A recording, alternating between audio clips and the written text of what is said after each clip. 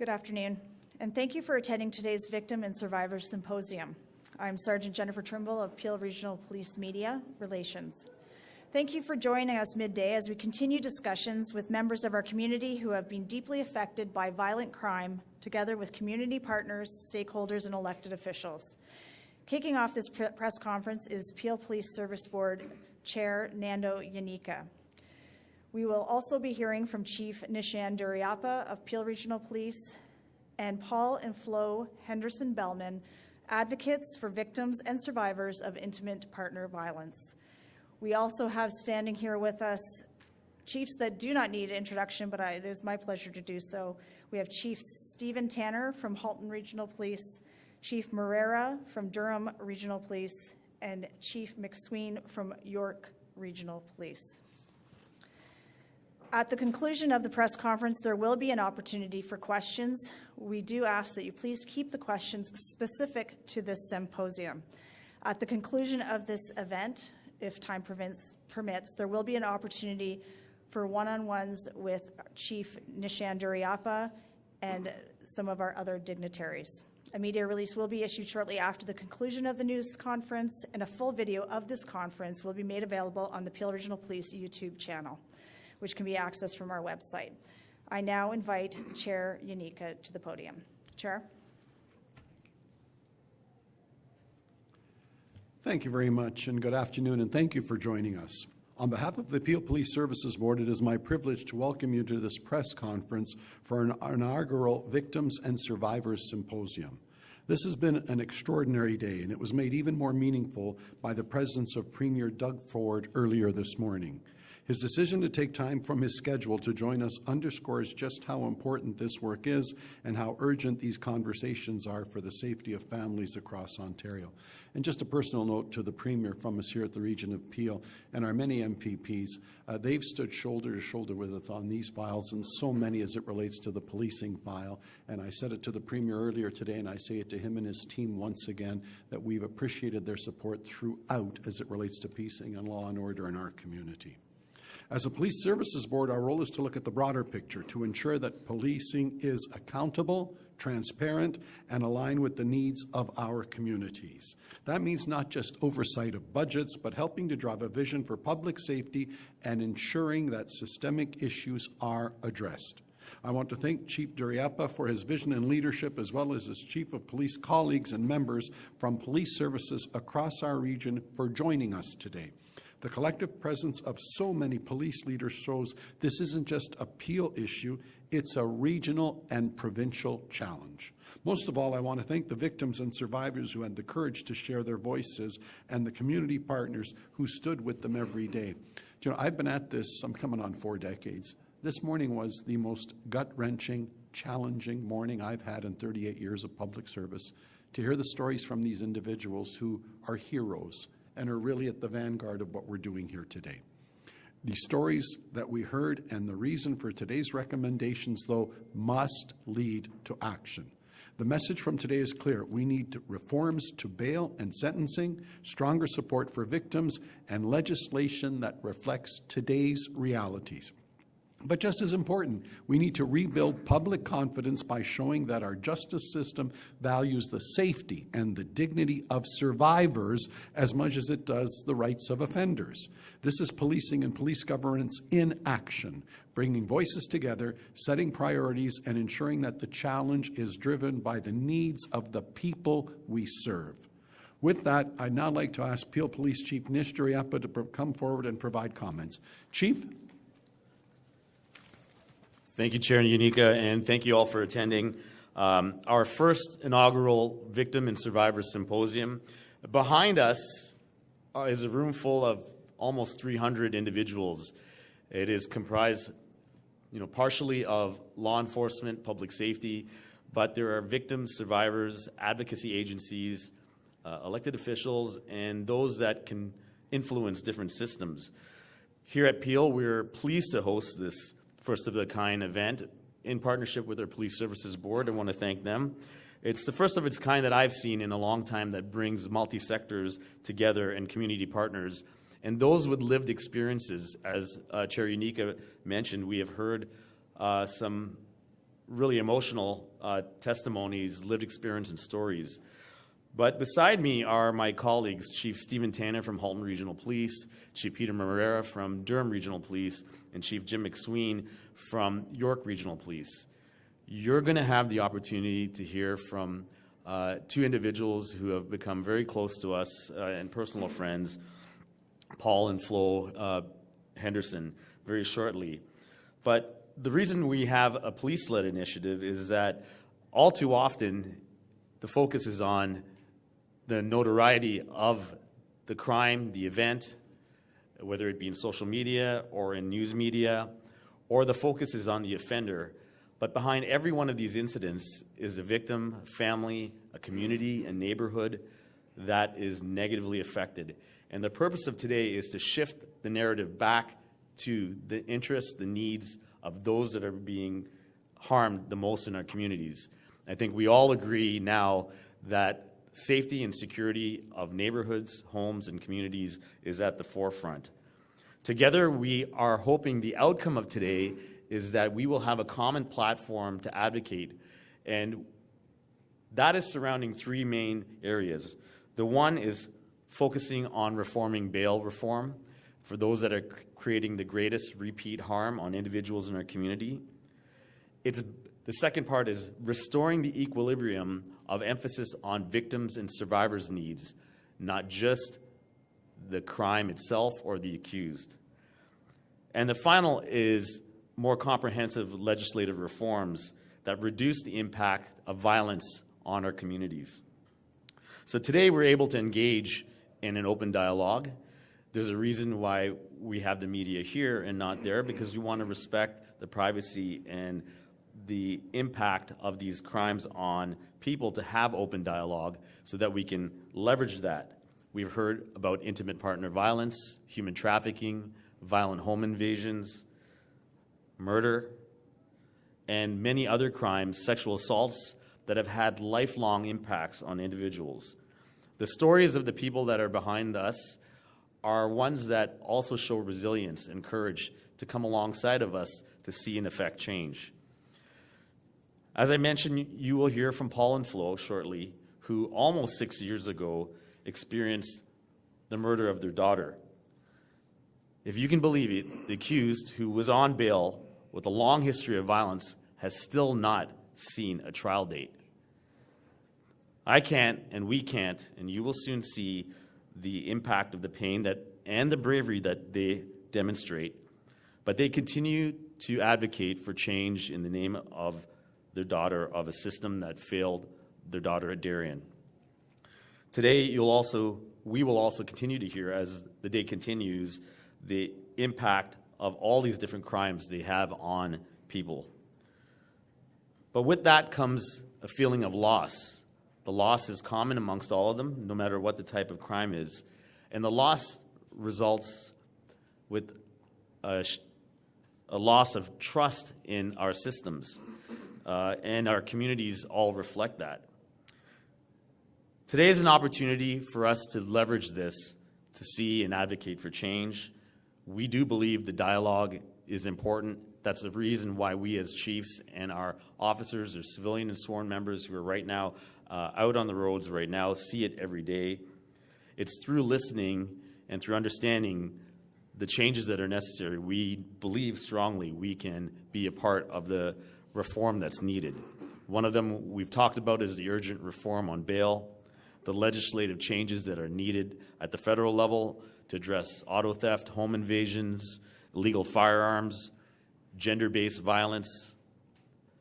We also recognize the vital role our community partners who support victims and survivors require as well, and that is funding to support them to come alongside these individuals that will live a lifetime of harm. They too experience the systemic challenges that we are talking about. Today really is about building connections between law enforcement, community partners, survivors, to create collaborative, impactful, victim and survivor-centric solutions. We remain committed to listening to and advocating for victims and survivors, and to working with all levels of government for meaningful change, ensuring access to proper supports and services and breaking cycles of violence. Together, we intend on listening, learning, and more importantly, taking the real steps towards change. It's my pleasure now to welcome Paul and Flo Henderson-Bellman to share a few words.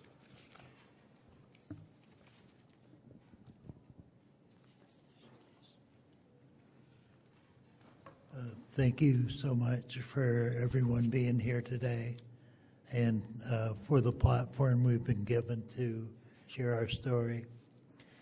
We are the parents of Darian Henderson-Bellman, who was brutally murdered on July 28, 2020, at the age of 25 years old. Her death has shown us firsthand how broken our judicial system has become.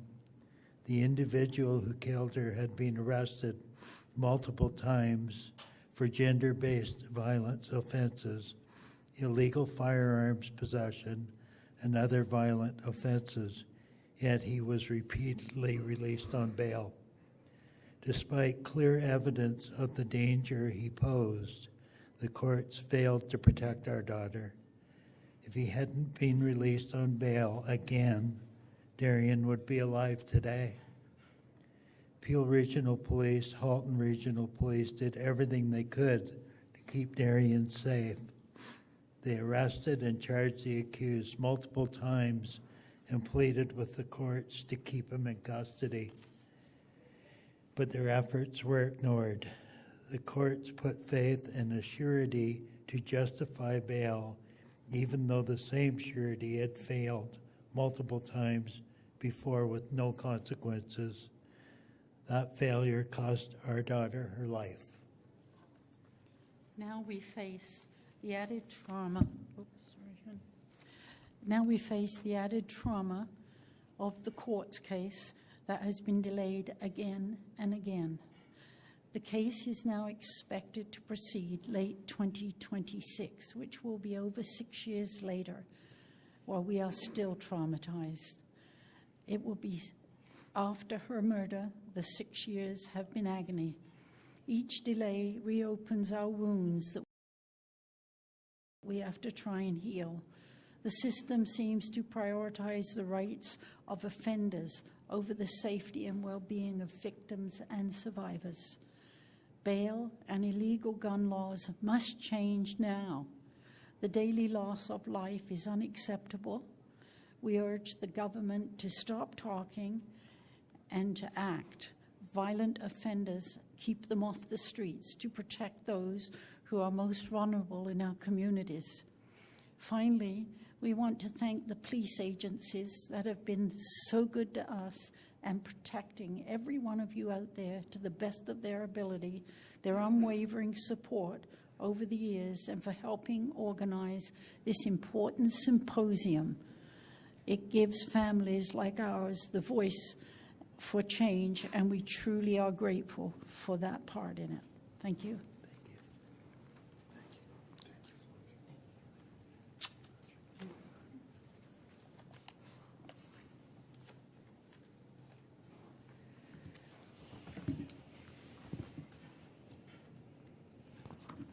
Thank you, Paul and Flo, and thank you for having the courage to be here today and to speak to us and the media.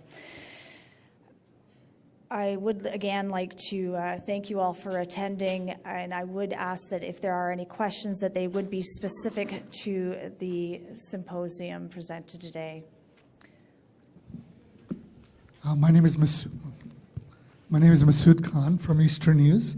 I've been covering all police events for 45 years. This is the first time I've attended a symposium. So who is behind and what's the reason for this? Thank you, Mr. Khan. The inception of this really is one that, as chiefs, we've been speaking to a lot over the many years in advocating for the interests of the victims and those that are harmed the most. What more recently happened is a conversation with Chair Yika from our Police Services Board about their role of what more can we do to amplify the the advocacy needed, because it is very frustrating for us to see repeatedly the harm caused to communities, and our police services board does see it. You've just heard Paul and Flo. So the idea was to bring advocacy and attention to it, but do it in a way that brought all those impacted and affected. So although you only see 4 chiefs and obviously a family that's affected and a police services board, as I mentioned to you, the room is filled with almost 300 agencies, other survivors, victims, that all have an interest in seeing the overall system improve. So the outcome of today is not just to be performative or to have people together to talk or listen or learn, but to have tangible outcomes that we can use as a platform at a provincial, federal, local level that we can continue to advocate for. Thank you, sir. Thank you. Hi, sorry, I've never done this before. My name is Aisha Ghaffar. I'm from Mississauga News. I don't see any mayors to ask these questions, but I'll just forward this question to the Chief of Police. It has been the case that more so victims and survivors do not feel comfortable coming forward to the police. I've never been around police, and I'm in a safe space right now. I don't feel comfortable. My question really is, what are you doing to reform or rebuild that trust between law enforcement agencies and people who should have the access and should have the comfort to come forward to you and report these crimes?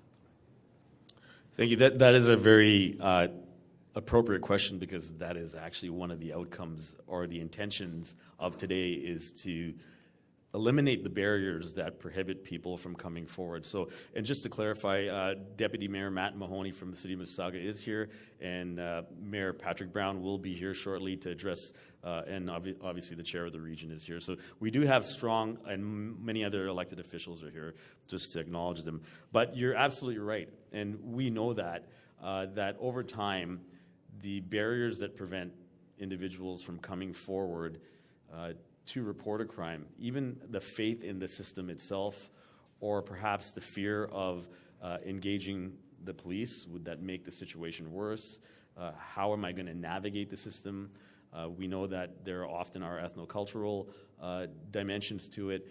And so, you know, one of the things that my observation, and I'll obviously offer any of my colleagues to speak to it, is that there has been a transformation in the way we see how we amplify the ability for victims to access supports. So, for example, here in Peel, you know, 6 years ago, if you were a survivor or victim of intimate partner violence, your only option was to call 911 or a police line to access support. Now, the ability to commence a process like an investigation or hold a perpetrator accountable is now wrapped around with 20 other not-for-profit social service agencies that allow an individual to not walk into a police facility. For example, here in Mississauga, we have the Safe Center Appeal, which represents a family justice model. And it is an example of how historically there were barriers that we have now formatively made changes to make it more accessible for individuals to have supports. Today, for example, is in itself an answer to your question of, you know, what's changing. You know, we never did this historically, and you know, one of the analogies we used was that policing has always been proprietary as it relates to investigating crimes or responding to harm. But we know that there are many other entities that can come alongside of us to help inform and change that. And one of the hopes out of today is to strengthen survivor and victims' access to being able to be supported, let alone to knock down those barriers that you have so appropriately referred to. I wanted to follow up on that. One other point, that a great question, further to what the Chief has said, and I think Chief McSween spoke to it today as well. Here we are dealing with Victims Services and Survivors Symposium. I want to remind you, it also came out during the symposium today, what we're doing upstream with community safety and well-being, programs that we've all undertaken. And I'm going to wear my regional chairman's hat. We've put $1 billion over 10 years into housing and support services and things of that sort. And our chief and others spoke to that today, that We still have to help people who genuinely want to help with more robust social services, off-ramping them, helping them with their needs in advance. That's still the priority. But unfortunately, at some point, you also have to deal with the crime in your community, and this was speaking to that as well. But your question is very, very well put. Thank you. Good morning. This is Nitin Chopra. My question to any of the answer. 2016-2017, the crime rate started rising up, and we are almost 9-10 years. We cannot afford another victim. It's so sad stories that we have 300 victims here. Across Canada, the number is very high. How much more advocacy we have to do so that our political class should listen to it, because enough is enough, and when enough is enough, because we cannot, if we have another victim today, who will be the accountable? Is that police or the lawmakers or what? Because Canadians don't want to see that. Our heart goes to the victim families, victims, and being in media, all of us, we covered so much of stories. Our hands are full. We don't want to see it, but we have to be bold. What next? Chair Nando, Chief, any chief can answer that. We need to stop this. No, it's a very good point. And as we travel around our communities, all of us as chiefs, we're hearing more and more often the conversation in the restaurants, the conversations in the parks or in the shopping malls are around crime. And Canadians are becoming fed up, rightfully so, with crime, and particularly violent crime. And Premier Ford mentioned this morning that in polls that they're doing, crime has risen to at the top or close to the top for concerns for the provincial government. Obviously, the economy and other things as well. But I think it's incumbent on every Canadian to speak up.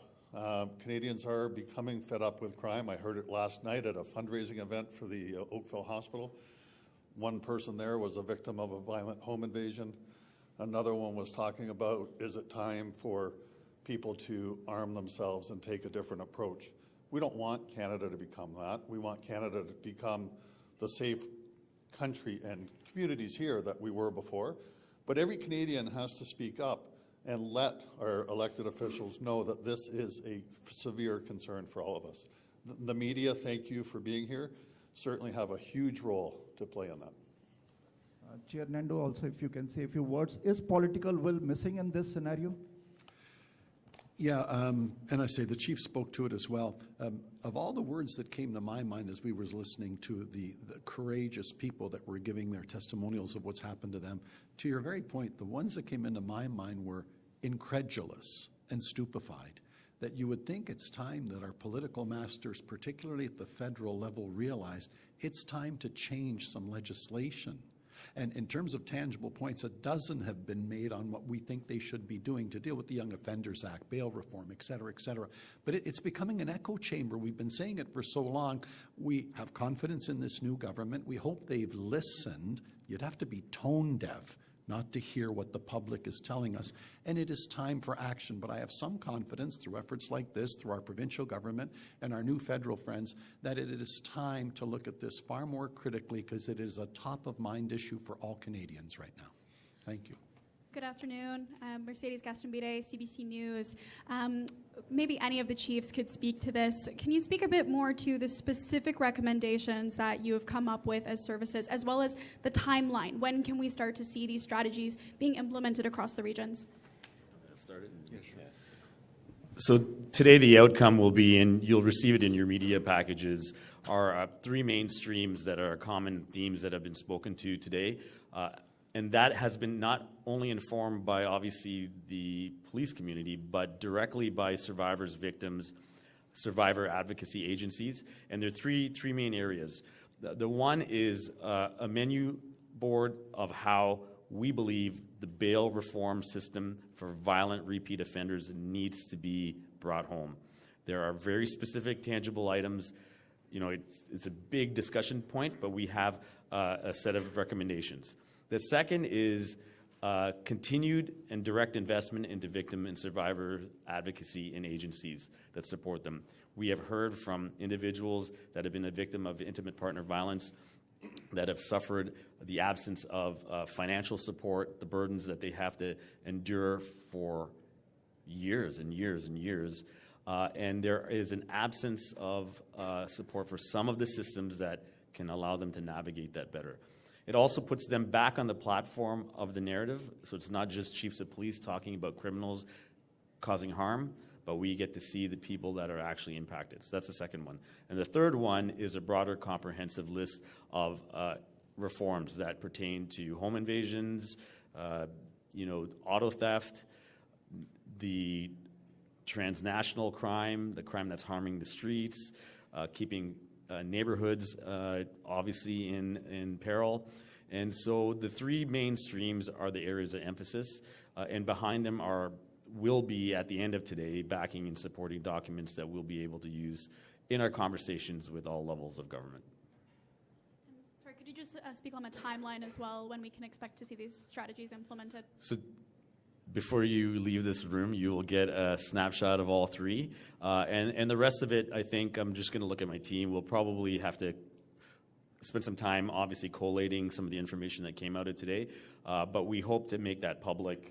I'm just looking at my colleagues. We'll probably make it public on our website as best as possible, or anything publicly for sure. The advocacy piece is concurrent.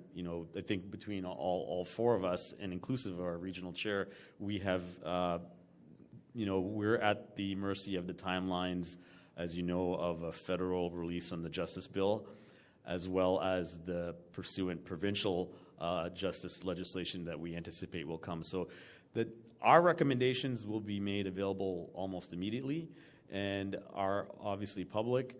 I know that the Ontario Association of Chiefs of Police and the Canadian Association of Chiefs of Police have posted 2 documents that are a comprehensive list that we are echoing, and we have maybe been more acute with what we think is the most achievable ones in a shorter time frame. But we're really at the timelines of where the federal and provincial government can institute any justice reforms. Hello, Roxana Woloshin from CBC, the Fifth Estate. I just have 2 questions. The first one is, you talk about violent crime being on the rise, like home invasions, carjackings, jewelry store, smash and grabs. What, like all chiefs here, what do you think is behind the rise of this? Like, what's happening? What's the problem? I think there's thank you for the question. I think it's a combination of many different factors. One, and we increasingly see this, is that these aren't first-time offenders that are committing these crimes. So people who are already out on bail committing more serious crime is a growing epidemic across this entire province and certainly across the regions we represent. I think that without a strong deterrent, those people who have already demonstrated that they don't deserve to be in the public spaces living amongst us are out there reoffending and victimizing more and more people. And so, this is why conferences like this are so important, because the time is now. There is no time to waste. You talk about timelines in the previous question. The fact is that we are on the front lines of that happening, and our members are responding to these very calls right now as we speak, right across all of our regions. These calls are happening, and we are encountering people, and we form, lifelong relationships, 6 years for Paul and Flo. These are things that our members also take on, and so it's with a sense of urgency that we continue to address these issues. The second part of the question is, why are these things happening? Because there are no strong deterrents.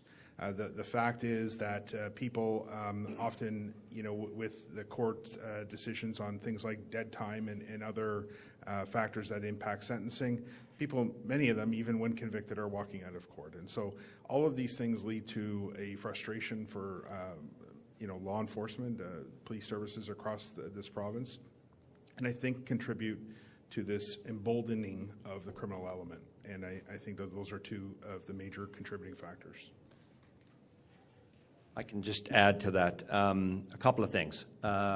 We need to stem the flow of guns across the border, the southern border between us and the U.S. I can tell you in York region, 90+% of all the handguns that we seize at many of these violent crimes or incidents are coming across the border. We've not dealt with that issue yet. That has to be an issue that becomes top of mind as we look to reforms and to putting resources to it.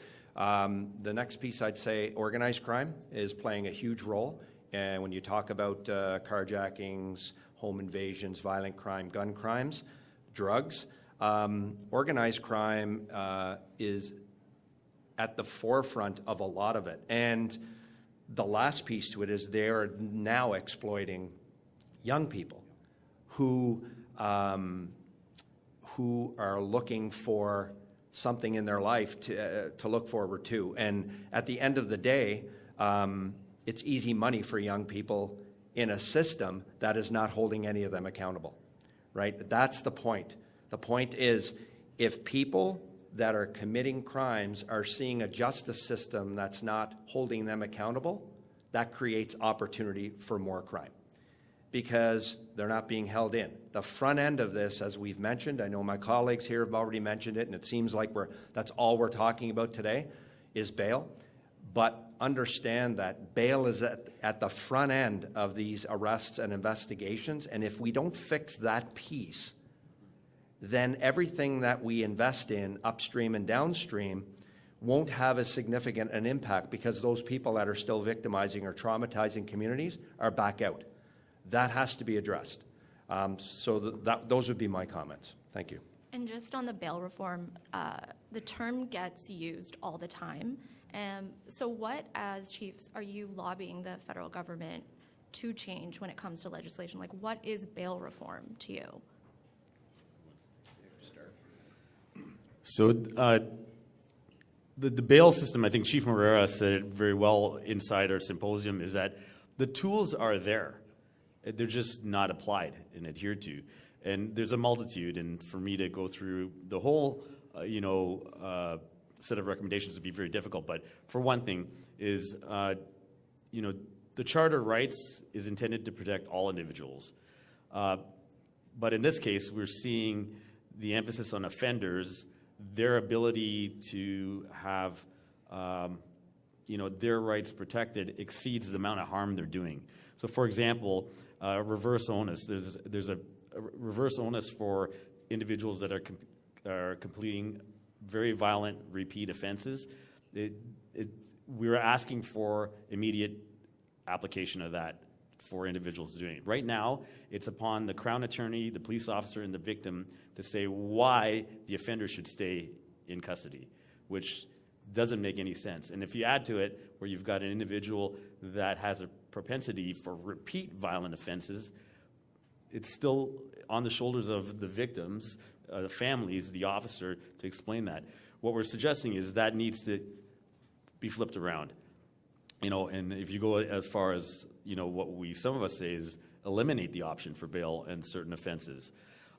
Some of the, reasons why individuals leave and get back on the street is because somebody comes forward to say, I will take accountability and be the surety for an individual. I think in my 30 years, I have not seen one person who puts $10,000 down to say that Nish can come out and live with me. They don't lose their money. And there's no accountability. So we're asking for changes on tools that already exist. But then we've gone as far as to suggest, the environment has changed. The type of offenses, home invasions, we were just talking about, Chief Tanner was talking about, when he started in policing, never would see a nighttime compromise of somebody's home in terms of vulnerability. Is there an appropriate offense that has been, we proposed a home invasion offense, which has language that has stronger penalties. So there's a multitude of changes, not just in the bail system, but on the legislative side. And maybe I've probably missed a bunch that maybe my team can top up from. I would just add one thing, as opposed to getting into specifics, because there are so many, as the Chief Duryappa mentioned. I think balance in the system is what we're looking for. And, as police agencies, we talk about victim-centered, trauma-informed approaches to investigations. I think we need to take that approach to how we manage our survivors through the whole process. From the time they are victimized to the time the prosecution occurs, and then after. Because if we're thinking of the victims at the forefront of the investigation, of the prosecution, and after, to some extent, I think it's at that point we will bring balance back into the system to where it really needs to be. Because right now, it's far weighted to the accused. And very, very few times do we ever hear conversations about the victims at bail, right? It's all about the accused. We need to change that. If I can just add to what both my colleagues have said. So C-75, introduced in 2019, or claimed in 2019, fundamentally changed bail in this country. C-48, 2 years later, 3 years later, sought to start plugging the holes because almost immediately it didn't. You can see the problems with C-75. It has fundamentally created this unbalance that Chief McSween just spoke of. The reality is that where one of the driving principles behind C-75 was to impose the least onerous conditions possible. The problem with that, and that sounds great in concept, but the problem with that is that it needs to be balanced against the needs of the community and the safety of victims. And so we see recidivists being at the core of these very, very serious criminal offenses that are being committed. People who we had an opportunity to balance that scale and bring in the voice of the victims, the larger community, future victims, and that has not occurred. The federal government, in passing this law, created special community courts to deal with bail. None have been constituted in Canada. Like, it just doesn't exist. And so these things are not new. These things have been happening for a while, and police leaders have been talking about this for some period of time. It's now we're seeing the impacts, the unintended or unintended consequence of well-meaning legislation that just simply did not find that balance. And Chief McSween is quite right. It's that balance that we're seeking. If I may, before the next question, just be remiss. Today's focus is obviously on victims and survivors and putting them at the center of it. But there are other elements, back to the previous question about what we have been advocating for change. Some of it is in the proposed legislation for C2 that we don't have the tools necessarily to prevent some of the harm from an investigative standpoint that would be effective for us. For example, if somebody is the victim of a home invasion or a robbery, maybe it's human trafficking, sexual assault, we need investigative tools that all the other largest countries in the world have. For example, we have to wait 30, sometimes 60 days to get technical evidence to identify a perpetrator. So, for example, there could be a home invasion tonight. We may be able to, get a technical piece of evidence like a phone number, but we have to wait 30, 60 days. And every other country in the world, it's within minutes, if not hours, that they've got it. Just say to yourself, in that period of time, how much more harm is being caused to our communities? So it's not us, it's victims and victims that are being harmed in that meanwhile. So that is another thing that we proposed federally. We're a strong advocate. We've been encouraging the current public safety minister to hopefully see that through in the fall justice bill. These are things that we, on the whole spectrum of suggestions, are very supportive of.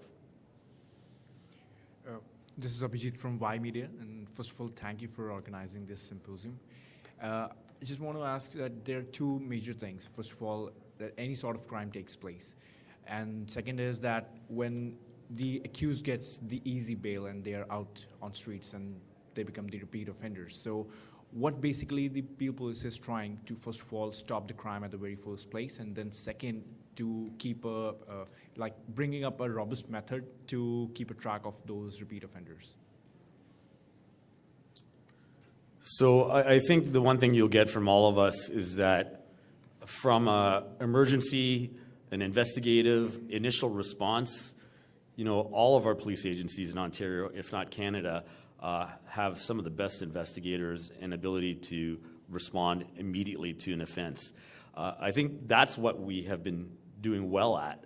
And obviously, more tools and resources will strengthen our ability to do that. So one of the things we're doing is continuing to advocate for support where we can do things across jurisdictions, to support cross-border activities, to enhance that whole immediate respond to the crime itself aspect. We know that's our responsibility, and we know that there's opportunities to do better, but that is one place we do well. The frustrating part, as you highlighted, is that the individuals are ones that have already been in that system and repeatedly doing it. So hence, the conversation is, it's not either or, and or? Yeah, and or, either or. It's two things can be true at the same time. So yes, we need the resources we need to do better and more effectively, but the other part of the system needs to be strengthened, which is not just the bail reform, the justice, the offenses, but the support of victims and survivors.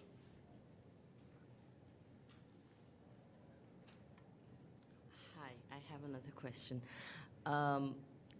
It seems like, and I don't want to sound, I'm just trying to word it as properly as possible, but it seems like a lot of the time municipal governments say the provincial government isn't doing enough, and then the provincial government says the federal government isn't doing enough. Who is going to do something? Like, I was attending Take Back the Night. It's an event that happens, that brings together women and gender diverse people who've been survivors or victims of gender-based violence. And most of the people that I spoke to, like I mentioned earlier, don't want to go to the police, or B, feel like they're severely underfunded, that they cannot support people of color if they're coming into a community. If somebody is new to this region, what supports do they have? And the supports that they do have through agencies don't have the funding. So it sounds like everybody's just shifting responsibility right now. So can you please answer that? I'm really grateful for the question, and you've really teed me up because I've been at this a long time. So let's speak to that directly. It is a function of Canadian federalism that we have a federal, provincial, and local system. Remember, when we were created as municipalities, we are creatures of the province. I'm going to let you in on an interesting insight. Federal governments pass laws, provincial governments pass laws. Municipalities don't pass laws. We pass bylaws by the authority granted by the provincial and federal government. Not many people know that. So we are at the tail of the system, and as a result, it is the provincial and the federal governments that create the legislation. They appoint the justices. It is not us. We at the local and regional level just have to go chase the bad guys and charge taxpayers for it. So our frustration is squarely on the people responsible for the legislation, and it is not at the local level. It is predominantly at the federal level, and to some extent at the provincial level as well, including all of the people given the roles that are appointed or elected at those levels, not the municipal level.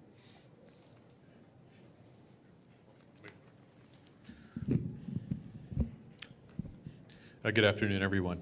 Tom from CP24. Just going back to the issue, and this is for Chief Nish, going back to what was just mentioned, where you're looking at both the federal and provincial level of government, what would you say to the current federal government and the current provincial government? This seems to be a bit of a hot potato issue where they like kicking it back and forth. There's not enough jail capacity in the correction system in Ontario. Then the federal government says you need to deal with that. And then the question is, well, why doesn't the federal government just mandate the province to increase capacity and change the criminal code? So between those two levels of government sort of punting this thing back and forth, what would you like to see, and what would you say to both the current federal government and the opposition, since both of them would be required to amend the criminal code? Thank you. You know, very simply, there's never been a time where right across this country, the emphasis on public safety or the elimination of crime or harm has not been the number one discussion point for every level of government and probably every political party. So what I would say is the opportunity is now. There's full alignment, not just as municipal chiefs or municipal government, provincial and federal, for there to be alignment and work together to tighten this system. We had the opportunity of being in Ottawa last week and just one more time advocating to ensure that, you know, there's really like one opportunity to make this happen in this next bill federally. And obviously at the provincial level, there's been some real strong emphasis. You can just listen to the Premier once and you know where his heart's at as it relates to law, order, and safety. But we need to see that materialize in the tools that are needed for us on a day-to-day basis. So the one thing we'd say to them is now's the opportunity. We don't want to be in this situation in the fall where we said that didn't go far enough, and here we are at it again for another decade or another X amount of years, not seeing the tools we needed. So now's the opportunity, and we'd rather people be working together.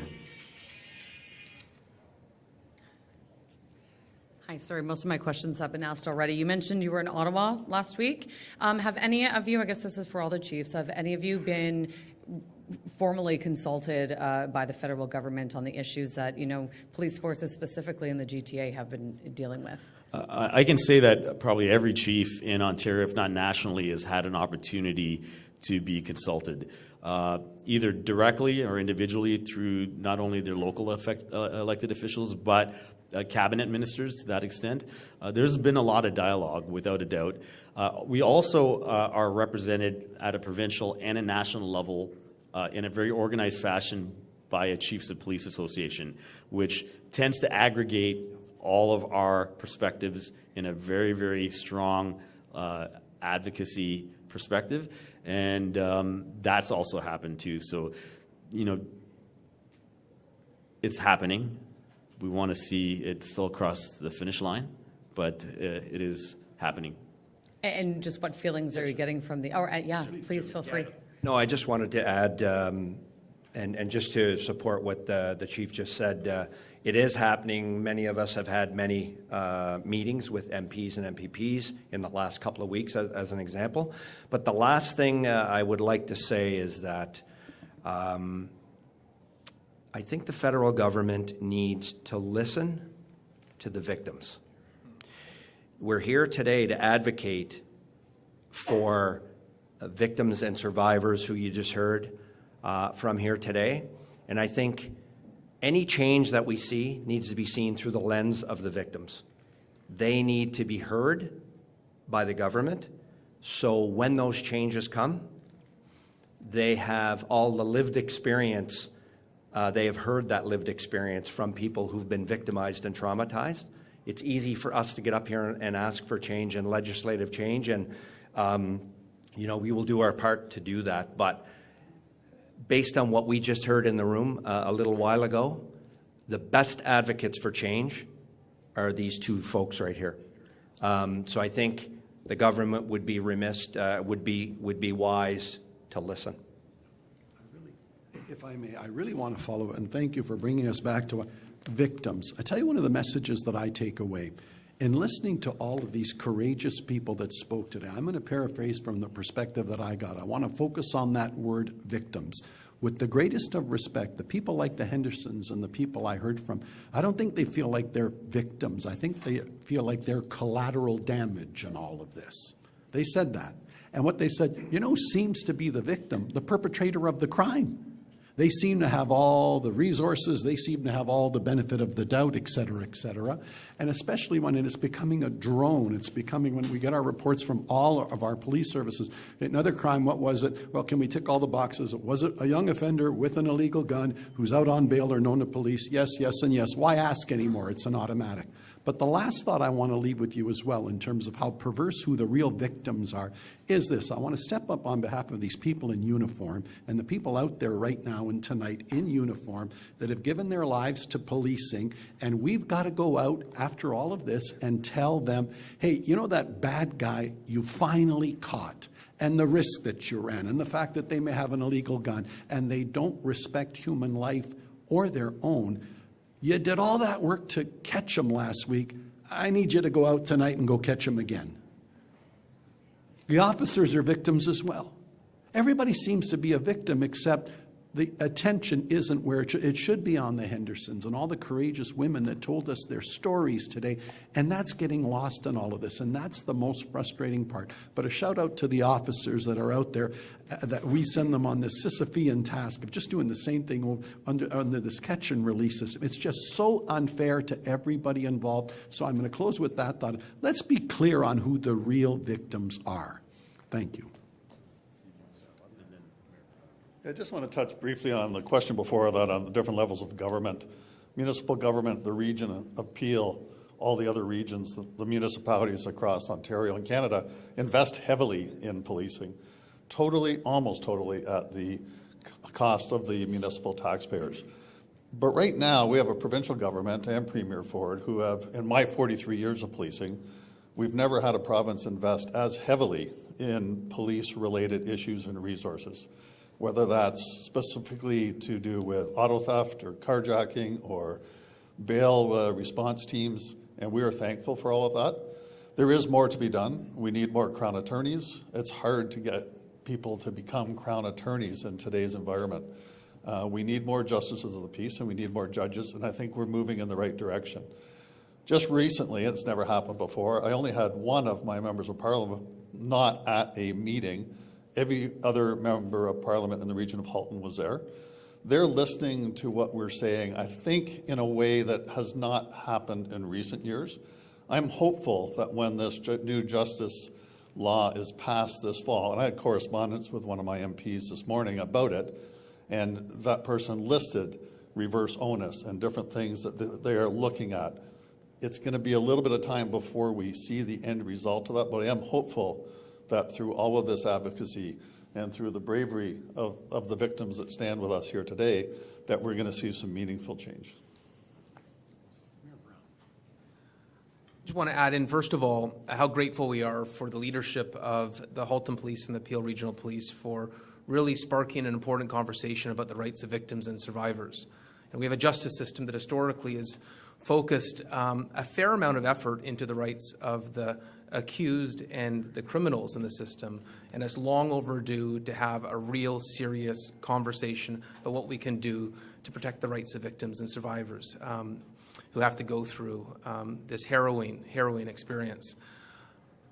In terms of the question, I really believe that all levels of government have to own our part, that every level of government has a responsibility. It's why locally in Peel Region, we've had the largest increase in Peel Region history in terms of the 300 new officers, the expansion of our infrastructure at a level we've never seen before, because we want to be able to go to the province and the federal government and say we've done our part. We've stepped up to make sure every resource is available, despite some criticism we face for the levels of investment that we're making, that we believe is warranted and has been for a long time. On a provincial level, there are challenges at the Peel Courthouse. We have an underfunding of judicial resources and correctional capacity. You look at Maplehurst. We're having ongoing conversations with the province of how we can fix that. There's challenges with the numbers of delay, the shortages of Crown, the shortages of interpreters. And so I believe the province can own that part and help us address that.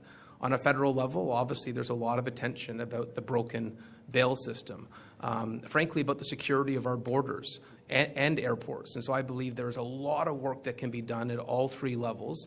And I'm just grateful to live in a region where, once again, it is our local police that are sparking a national conversation on a topic that is desperately in need of engagement, whether it's bail reform or auto thefts, really these important, or extortions, these important conversations have been started right here in the GTA.